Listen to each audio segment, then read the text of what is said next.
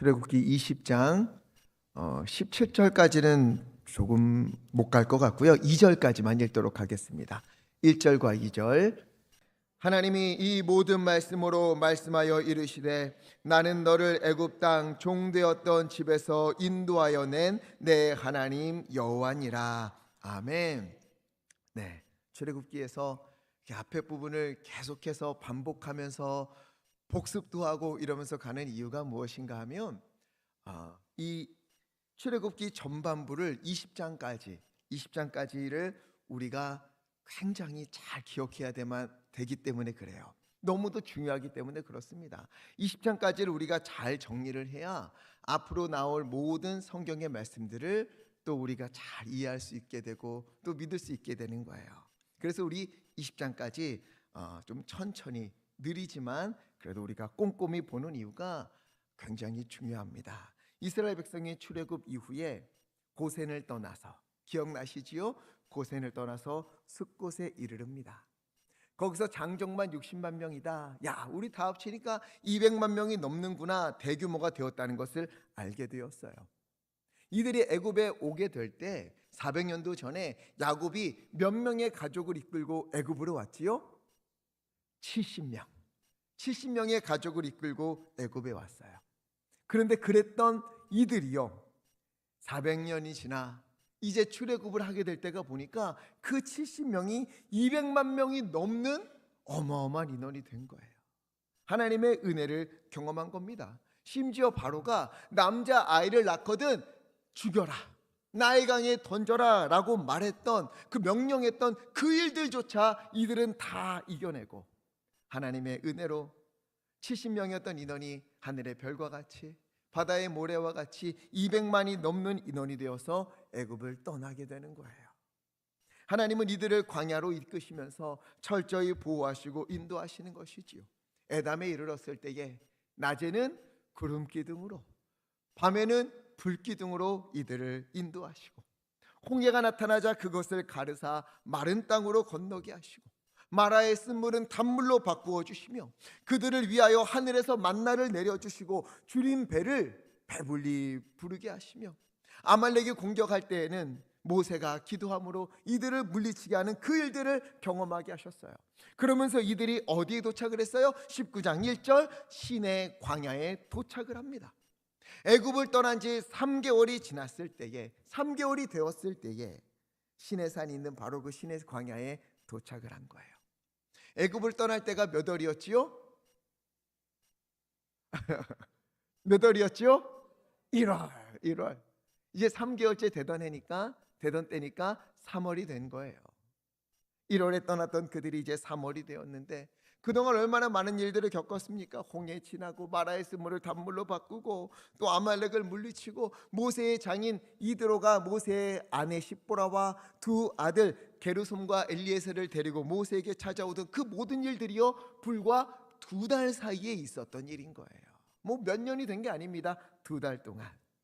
이 2달이라는 시간 동안 하나님은요, 광야에서 철저하게 이스라엘 백성에게 무엇을 가르쳐 주셨습니까? 여호와가 누구인가, 하나님이 어떤 분이신가, 이걸 계속해서 알려주신 거예요. 이게 너무도 중요한 거예요.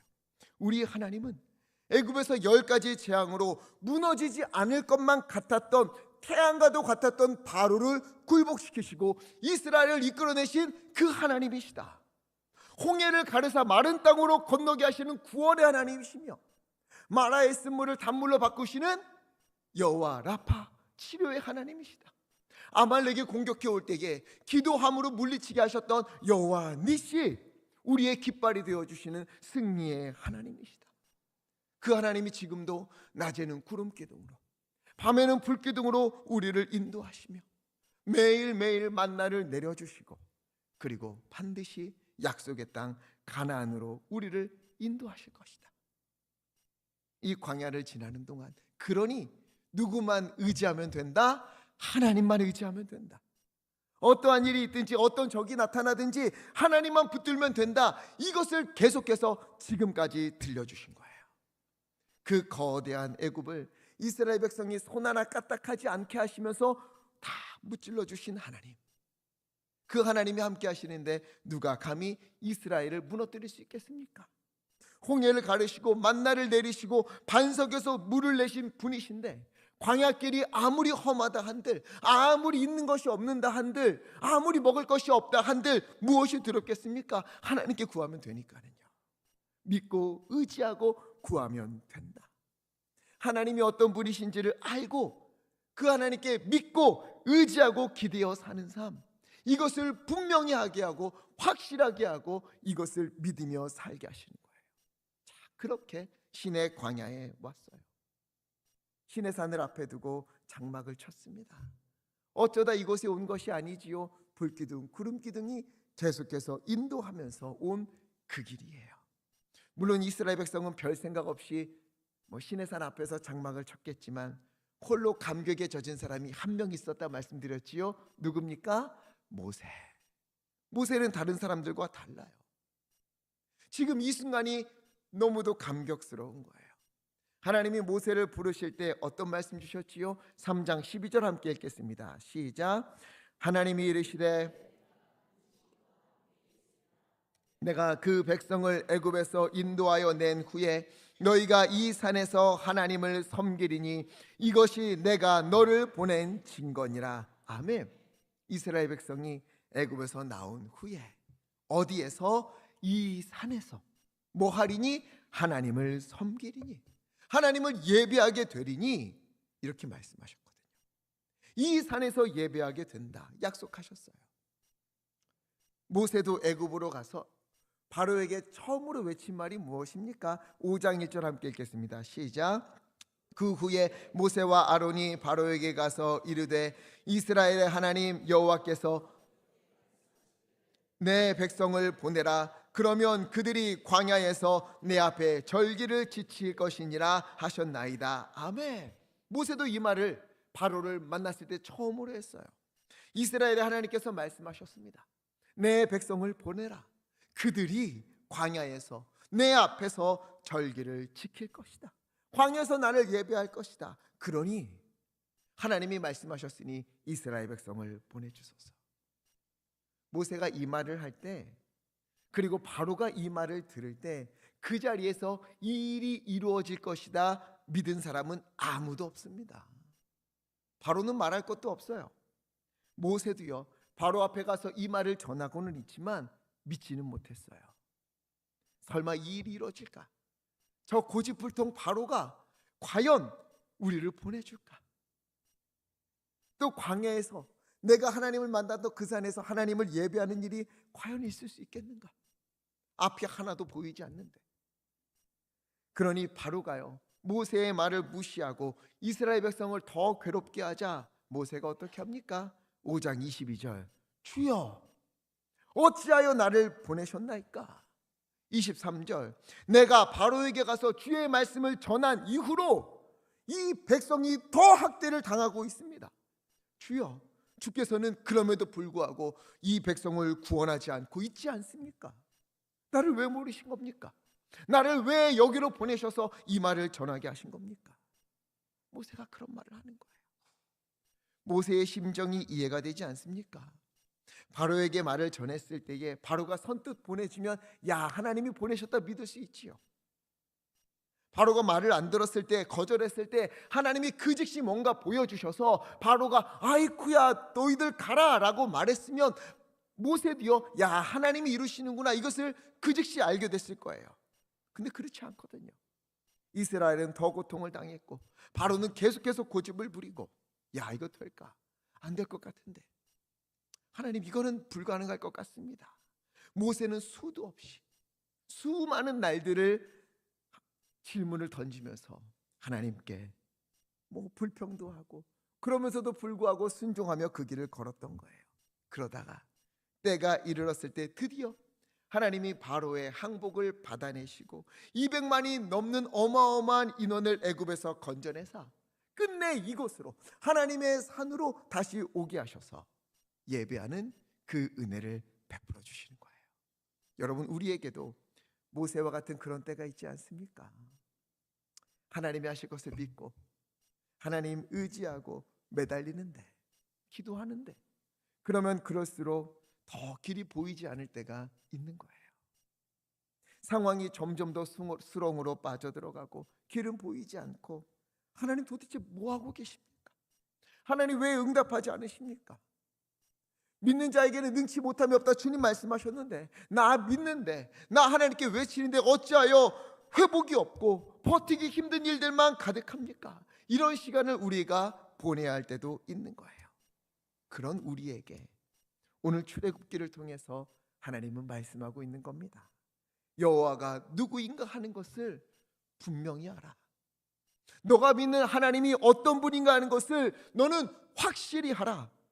이스라엘을 끝내 애굽에서 나오게 하시고, 또한 이 산으로 돌아와 예배하겠다고 하신 그 말씀을, 그 약속을 지키신 하나님, 그 하나님이 너와 함께하고 있다. 그러니 두려워하지 마라, 겁내지 마라, 놀라지 마라, 포기하지 마라. 하나님이 끝내 이루실 것이다. 이 믿음을 가져라, 우리에게 말씀하고 계시는 줄 믿습니다. 여러분, 우리의 모든 일들 가운데 하나님은요, 주님의 약속을 이루어 주시는 줄 믿습니다. 새벽에도 말씀드린 것처럼 이사야 22장 22절 외우기도 쉽지요.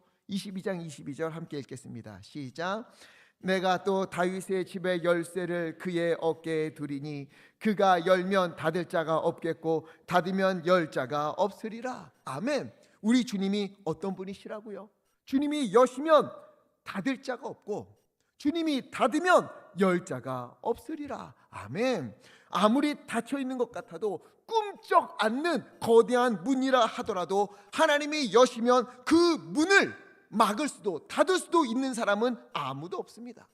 반대로 하나님이 막으시면, 하나님이 닫으시면 그 문을 열 자는 이 세상에 누구도 없습니다. 결코 없습니다. 그러니 하나님께 기대어라, 하나님께 맡겨라, 하나님만 의지하라. 주님만이 열쇠가 되어주신다, 우리에게 말씀하시는 거예요. 이 말씀을 믿고 마태복음 7장 7절 구하라, 너희에게 주실 것이요, 찾으라, 너희가 찾아낼 것이요, 문을 두드리라, 그리하면 너희에게 열릴 것이니. 8절 함께 읽겠습니다. 시작. 구하는 이마다 두드리는 이에게는 열릴 것이니라. 아멘. 이 말씀 믿으십니까? 확신을 가지시기를 부탁을 드립니다. 우리 하나님이 여시면 막을 자가 없다. 우리 하나님은 끝내 그들의 믿음대로 응답해 주시는 그런 하나님이시다. 나는 그 하나님을 붙들고 사는 길이다. 이것을 잊지 마시기를 부탁드립니다. 그러면서 하나님은요, 그렇게 우리가 구하고 찾고 두드리는 것, 그것을 우리에게 구하게 하시고 찾게 하시고 문을 열게 해주시면서 우리에게 무엇을 알게 하시는 것인가? 구했더니 받았다, 찾았더니 찾았다, 두드렸더니 열렸다. 물론 이것도 은혜예요. 그러나 이보다 더 중요한 것을 우리에게 계속해서 말씀하시는 겁니다. 누구에게 구했더니? 하나님께 구했더니 누가 주셔요? 하나님이 주셨다. 이 주어를 기억하게 하시는 거예요. 하나님께 두드렸더니 하나님께서 문을 열게 해주셨다. 하나님께 구했더니 하나님께서 찾게 해주셨다. 우리 하나님은 실로 놀라운 하나님이시구나. 나의 구원과 나의 회복과 나의 일어서는 모든 것이 하나님의 은혜였다. 이 고백으로까지 우리를 이끌어 가시는 겁니다. 여러분, 이처럼 우리의 모든 삶 가운데에 하나님의 구원을 누리고 하나님의 은혜를 누린 사람은 어떻게 됩니까? 하나님의 은혜를 감사하며 감격하면서 마음을 다해 찬송하고 예배하는 그런 인생이 되는 것이지요. 그래서 하나님은요, 이러한 은혜를 받은 자가 어떻게 예배해야 되는가, 어떻게 살아야 하는가, 하나님 앞에 올 때에 어떤 마음으로 어떤 자세로 와야 하는가, 이것에 대해서 출애굽기를 통해 우리에게 들려주시는 거예요. 19장 10절 함께 읽겠습니다. 시작. 여호와께서 모세에게 이르시되 정결하게 하며 그들에게 옷을 빨게 하고. 아멘. 하나님이 신의 광야, 신의 산 앞에 이르게 한 이후에 그들이 하나님 앞에 나오게 할 때에 가장 먼저 무엇을 요구하십니까? 성결하게 하라, 옷을 빨게 하라. 여러분, 우리가 주님 앞에 설 때에 몸과 마음을 성결하게 하는 것 깨끗하게 하는 것, 이것은요 매우 중요하고도 당연한 일입니다. 제가 어릴 적에는요 신앙생활 할 때에 하나님 앞에 몸과 마음을 깨끗이 하고 단정하게 하는 것, 이것은 익숙한 일이었어요. 교회에 갈 때에 어떤 옷을 입고 가게 했습니까? 가장 좋은 옷, 가장 좋은 옷을 입고 가서 하나님 앞에 예배해야 된다. 가장 단정하게 입고 가서 예배해야 된다. 그렇게 해서 늘 하나님 앞에 단정하고 제일 좋은 옷을 입고 와서 하나님 앞에 예배드렸어요. 헌금을 드릴 때에도 가장 깨끗한 돈을 고르고 골라서 구겨져 있다면 빳빳하게 다려서 하나님께 드렸어요. 심지어 주일 예배를 드리기 위해서 금요일부터 예배를 준비합니다. 금요 기도회에 가서 얼마나 회개했는지 몰라요. 입으로 마음으로 몸으로 지은 모든 죄를 하나하나 고백하면서 주여 주의 보혈로 깨끗이 씻어 주시옵소서 기도하고, 그리고 주일에 교회에 가서 예배를 드렸어요. 예배는 또 얼마나 많았습니까? 새벽 예배, 8시에는 주일학교 예배, 11시 예배, 2시 찬양 예배, 저녁 7시 예배. 주일은 하나님의 것이지, 하나님께 드림이 당연하지, 하나님께 온전히 드려야 되는 날이다. 이것이 그리스도인들에게 당연한 일이었어요. 왜? 하나님은 거룩하신 분이니까. 거룩하신 하나님 앞에 가면서 어떻게 자신을 돌아보지 아니하고, 거룩하신 하나님 앞에 가면서 어찌 하나님께 기쁨으로 드리지 않겠습니까? 군대에서도요 별을 단 장군이 온다고 하면 이건 뭐 한 달 동안 구석구석을 청소합니다.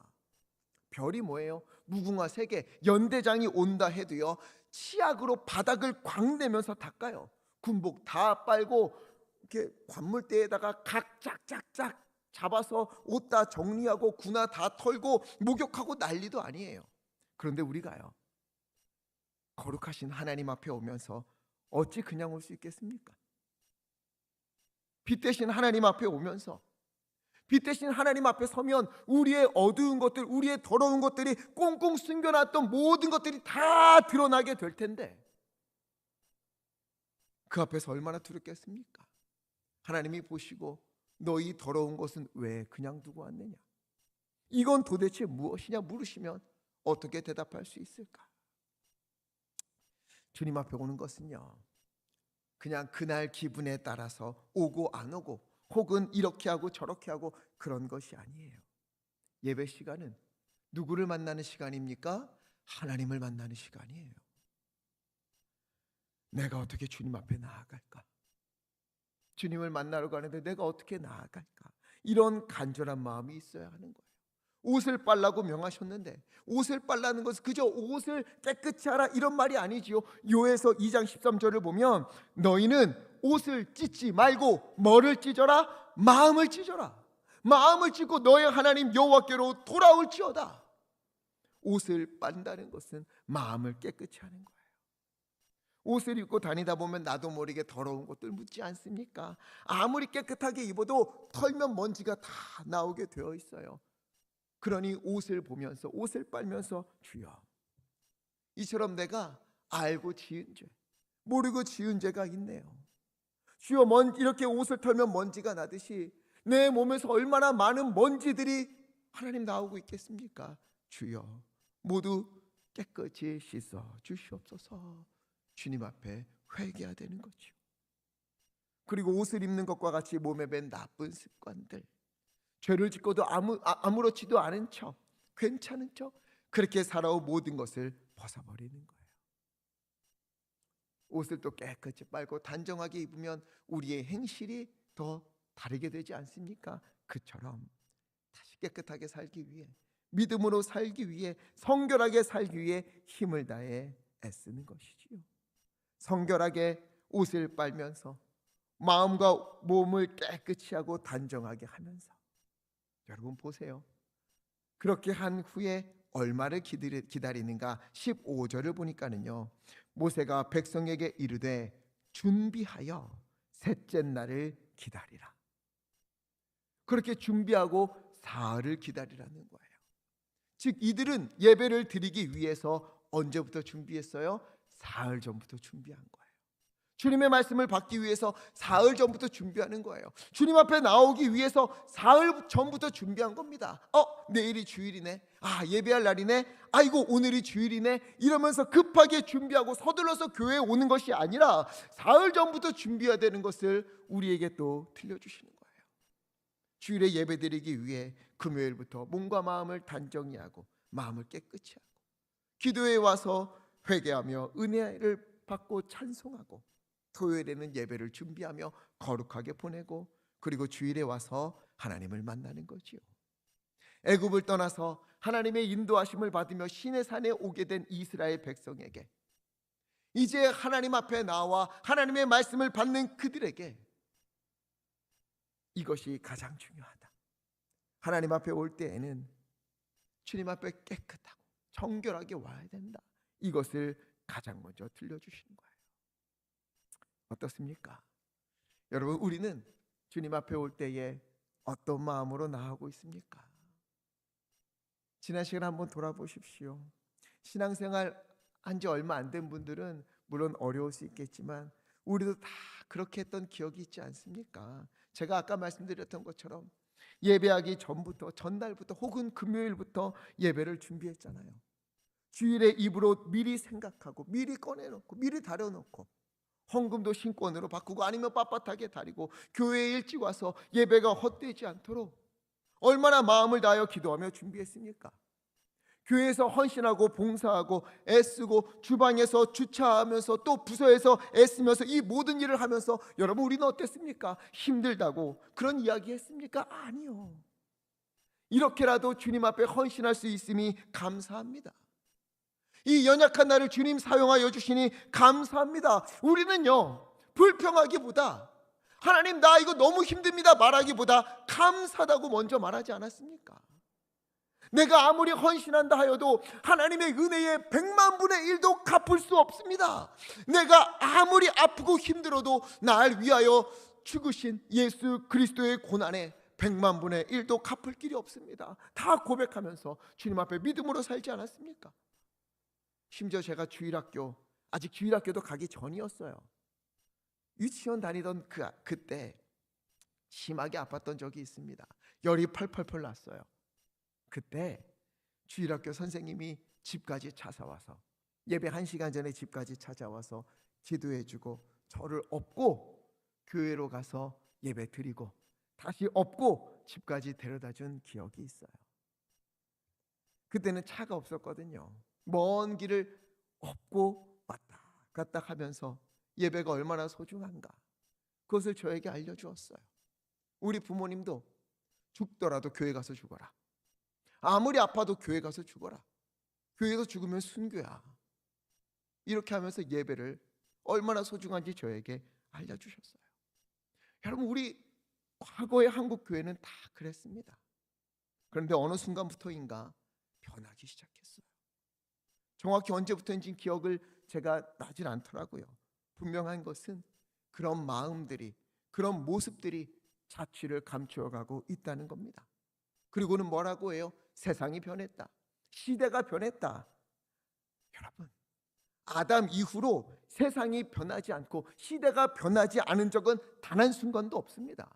그러나 예배가 변하면 안 되잖아요. 세상이 변한다 해도 시대가 변한다 해도 하나님을 향한 우리의 마음이 하나님께 올려드리는 우리의 그 예배가 변하면 안 되지 않겠습니까? 예배의 형식은 바뀔 수 있어요. 그러나 예배드리는 자세와 마음이 변하면 여러분 우리는 어떡하겠습니까? 하나님을 두려워하지 않고 예배 시간에 하나님을 만난다는 생각도 하지 않고 내 마음이 어떠한가 내 자세가 어떠한가 주님 앞에 온전한가 돌아봄도 없이 우리가 예배하고 있다면 여러분 우리는요 오늘 출애굽기 말씀 앞에서 오늘 주님 앞에서 철저히 회개하며 다시 돌아서야 할 줄 믿습니다. 우리 24절 함께 읽겠습니다. 24절 시작. 여호와께서 그에게 이르시되 가라 너는 내려가서 경계를 넘어 나 여호와께로 올라오지 못하게 하라 내가 그들을 칠까 하노라. 아멘. 여러분 아무리 몸과 마음을 깨끗이 한다 하여도 하나님께로 더 나아가지 못하는 경계가 있었어요. 하나님이 정하신 분명한 경계였습니다. 왜? 하나님을 함부로 대하지 못하도록, 하나님을 경외하는 마음을 잊지 않도록 하나님이 그렇게 하셨다고요. 아담과 하와에게는 선악과를 주시면서 동산 모든 실과 그건 너희가 다 먹되 이거는 안 돼 라고 하신 분명한 경계가 있었어요. 아담과 하와가 그것을 깨뜨려 버립니다. 하나님께 나오는 또 신의 산에서도 그 분명한 경계가 있었어요. 그리고 이 경계는 이후에 어떻게 됩니까? 성막이 지어지고 성전이 지어지면서 지성소의 역할을 하게 돼요. 아무나 들어가지 못합니다. 제사장도 들어가지 못해요. 대제사장만 1년에 한 번 딱 들어가서 예배할 수 있는 곳이 지성소였어요. 그렇게 거룩한 곳, 하나님께 나아갈 수 없는 곳. 그런데 예수님이 어떻게 하십니까? 히브리서 10장 19절 함께 읽겠습니다. 시작. 그러므로 형제들아, 우리가 예수의 피를 힘입어 성소에 들어갈 담력을 얻었나니. 아멘. 예수의 피를 힘입어 우리가 들어가지 못하던 그 경계 안으로 우리가 들어가게 되는 거예요. 심지어 4장 16절, 히브리서 4장 16절 함께 읽겠습니다. 시작. 그러므로 우리는 긍휼하심을 받고 때를 따라 돕는 은혜를 얻기 위하여 은혜의 보좌 앞으로 담대히 나아갈 것이니라. 아멘. 때를 따라 돕는 은혜를 얻기 위하여, 주여 나를 도와주소서, 나를 불쌍히 여기소서, 내게 은혜를 베푸소서, 이 기도를 하기 위하여 어디로? 은혜의 보좌 앞으로 담대히 나아갈 수 있게 되었다. 여러분, 여기서 말하는 은혜의 보좌가 바로 지성소를 가리키는 거예요. 분명한 경계, 나오지 못했던 그곳, 은혜의 보좌. 그러나 이제는 우리가 예수 그리스도의 십자가의 은혜로 누구든지 나아갈 수 있게 된 겁니다. 여러분, 이것은 얼마나 큰 은혜입니까? 은혜요, 은혜. 내가 잘해서 얻은 그런 은혜가 자격이 아니에요. 자격 없는 자에게 베풀어 주신 하나님의 은혜입니다. 그러면은요, 여러분 생각해 보자고요. 이전에는 지성소까지, 그 경계선까지 가지도 못하면서도 이스라엘 백성들이 얼마나 몸과 마음을 깨끗이 했습니까? 그 먼 곳에 이르면서도 하나님 앞에 나오기를 두려워하면서 몸과 마음을 얼마나 정결하게 했습니까? 그런데 이제는 우리는 지성소까지 올라가서 하나님의 은혜를 구하고 하나님께 예배하는 그런 은혜의 사람들이 다 되었는데, 우리의 마음은 하나님의 은혜에 감사하면서 더 정결해지고 더 거룩해지고 더 깨끗해지기 위해서 더 애써야 하는데, 그러지 않는 우리의 모습들, 여러분, 그런 모습이 우리의 모습은 아닙니까? 감사함으로, 주여 내가 은혜의 보좌까지 가게 해주시니 감사합니다. 나 너무도 연약한데, 나 너무도 더럽고 부족한데 하나님 모든 것 정결케 하시고 예수 그리스도의 보혈로 깨끗게 하시고 내가 주님 앞에 가서 예배하옵나니 주여 이 부족한 자의 예배를 기뻐 받아 주시옵소서. 이것이 우리의 예배가 되어야 되지 않겠습니까? 마태복음 22장을 보십시오. 22장에서 예수님의 비유인데요, 혼인잔치에 오라 다 초청했더니요, 다들 핑계를 대고 오지를 않아요. 오히려 초청하러 보낸 종을 잡아다가 모욕하고 죽여버리는 일이 일어납니다. 그러자 어떻게 해요? 임금이 군대를 보내서 그 살인한 모든 사람들을 진멸하고 동네를 불살라버려요. 그리고는 거리로 나가서 자격 없는 사람들, 그런 사람들을 다 초청해서 혼인잔치에 오게 한 겁니다. 근데 혼인잔치에 들어와서 기쁨을 누리는 사람들 중에 임금이 보니까 어떤 사람이 있었어요? 12절을 보니까 예복을 입지 않은 사람이 있는 거예요. 감사함으로 왔으면 그에 맞는 옷을 입고 그런 사람이 되어야 되는데, 이걸 끝까지 입지 않은 사람이 있어요. 어찌하여 예복을 입지 않았느냐? 그리고는 그를 바깥 어두운 데로 쫓아내는 그런 일을 우리가 보게 되는 거죠. 여러분, 우리는 하나님의 은혜를 받은 자, 구원을 받은 자, 그렇기 때문에 더 거룩한 예복을 입어야 할 줄 믿습니다. 여러분, 우리가요, 주님 앞에서 주님을 향한 마음을, 주님을 향한 예배를 하나님께 감사하며 기쁨으로 드렸던 그 헌신들을 다시 회복하게 되기를 간절히 바랍니다. 하나님께, 하나님 생각해서, 하나님이 불쌍해서 하는 수 없이 예배 드립니다, 이게 아니잖아요. 그렇잖아요. 언제부터 예배가 이렇게 바뀐 겁니까?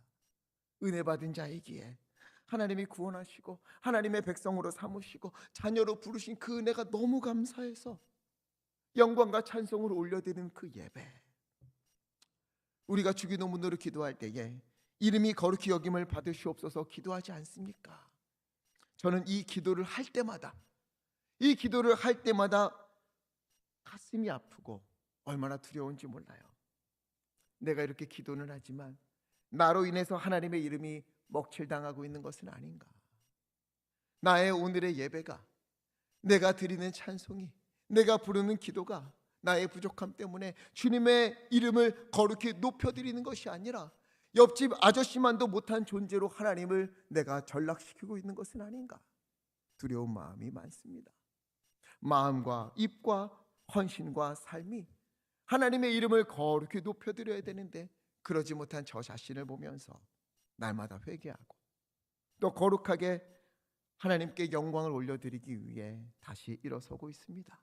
여러분, 하나님에 대한 우리의 마음이, 주님을 향한 우리의 마음이 다시 성결하여지고 거룩하여지고 하나님을 경외하고 사랑하는 마음이 다시금 회복되기를 간절히 축원합니다. 여러분, 그래서 오늘 출애굽기 20장에서 10계명을 주시기 전에 이것을 먼저 분명히 하신 거예요.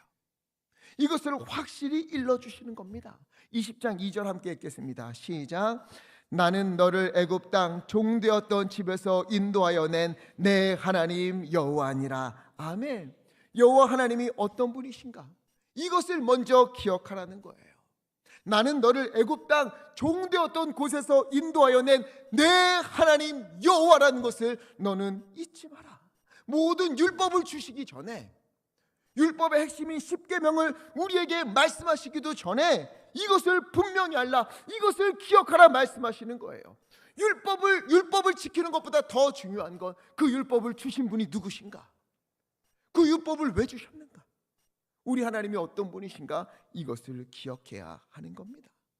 율법을 다 지킨다 하여도, 10계명을 하나도 예외 없이 다 지킨다 하여도 하나님이 우리를 구원하시고 우리를 살리시고 십자가의 은혜로 죽을 죄인을 자녀 삼아 주신 것을 잊어버린다면, 그 은혜를 기억지 못한다면, 그래서 하나님을 경외하지 못한다면 그건 계명을 지키는 것이 아니라는 거예요. 그건 순종이 아니라는 겁니다. 은혜를 잊어버린 예배, 은혜를 잊어버린 삶, 거기에는요 자기의 의만 드러나게 되어 있습니다. 내가 어떻게 예배했는데, 내가 얼마나 기도했는데, 내가 어떻게 헌신했는데, 내가 어떻게 살았는데, 하나님은 없고 자기의 의만 남는 것, 여러분 이것이 바로 성경에서 하나님이 그토록 미워하시는 교만인 거예요. 또한 하나님의 은혜가 선포되어야 될 자리에 나의 노력과 의가 올라선다면, 하나님의 자리를 내 노력과 의가 차지해버린다면 여러분 이것이 바로 우상이 되어버리는 겁니다. 그러니 하나님 앞에서 몸과 마음을 또 자세를 정결케 하는 그런 우리가 되어야 된다.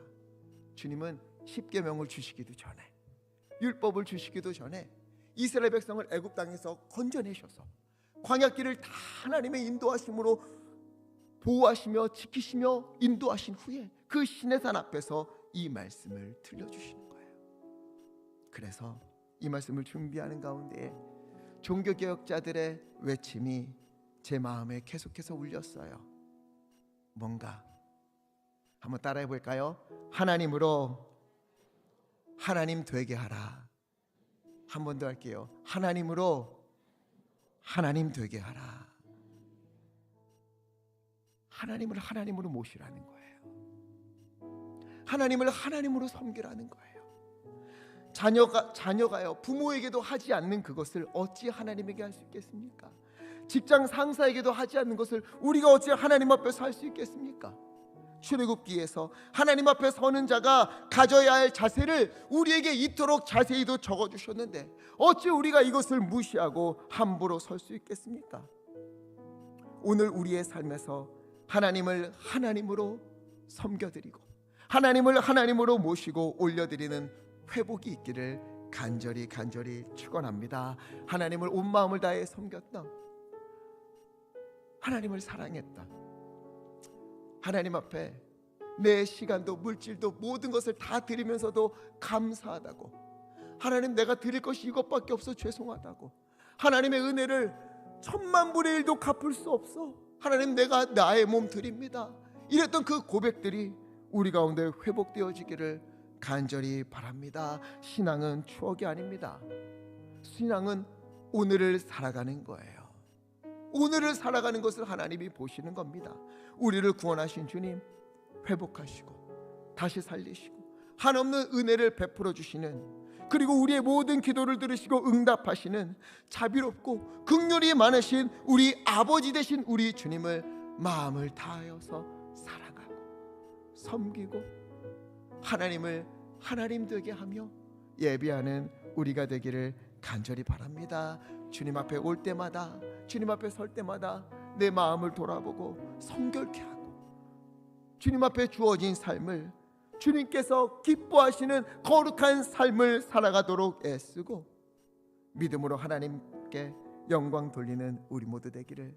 그래서 오늘 말씀처럼 나는 내 하나님 여호와다, 나는 너를 구원한 여호와다, 이 말씀을 기억하면서 네, 주님만이 나의 구원자이십니다.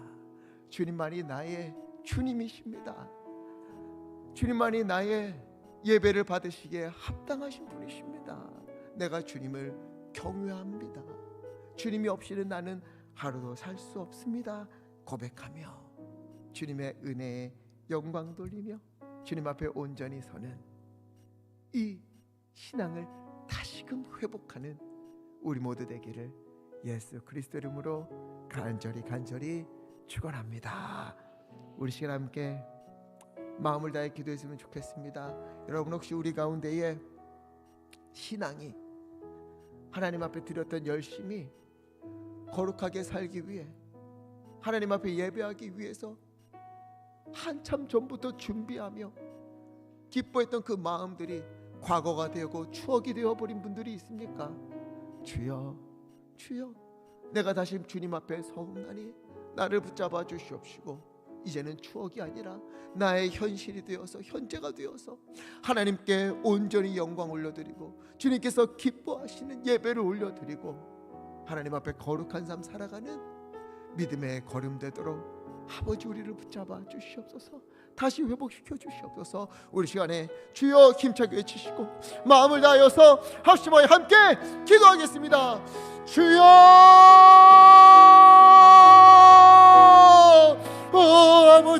아버지요, 우리를 구원하시고 우리를 자녀 삼아주신 주님 앞에 섭니다.